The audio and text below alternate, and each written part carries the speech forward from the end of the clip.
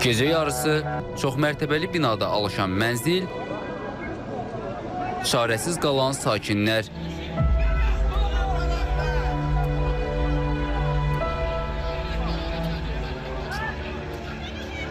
Sumqayıt şəhər 6-cı mikrorayon ərazisində qeydə alınan hadisəyə yanğın söndürənlər yetişərək müdaxiləyə başlayırlar. Həm sakinlər təxliyə edilir,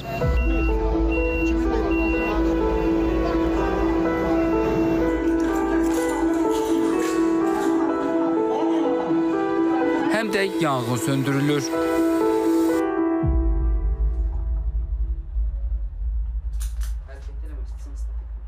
Yanğın nəticəsində ümumi sahəsi 80 kvadrat metr olan iki otaqlı mənzilin yanar konstruksiyaları 40 kvadrat metr sahədə tamamilə yanaraq külə dönüb.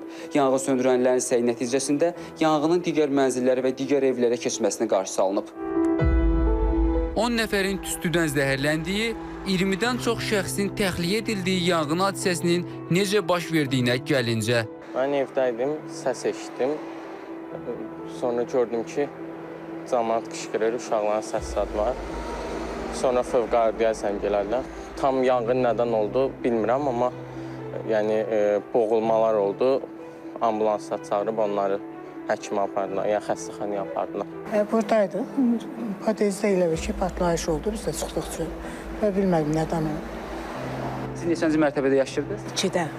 Hadisə isə 3-cü mərtəbədə olmuş. Bizim üstümüzdə kənarda. Ancaq bizə heç nə keçməyib də.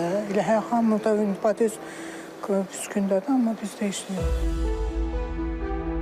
Çoxmərtəbəli yaşayış binasının komendantı isə yanğının elektrik xətlərindəki problem səbəbindən baş vermə ehtimalını irəli sürür.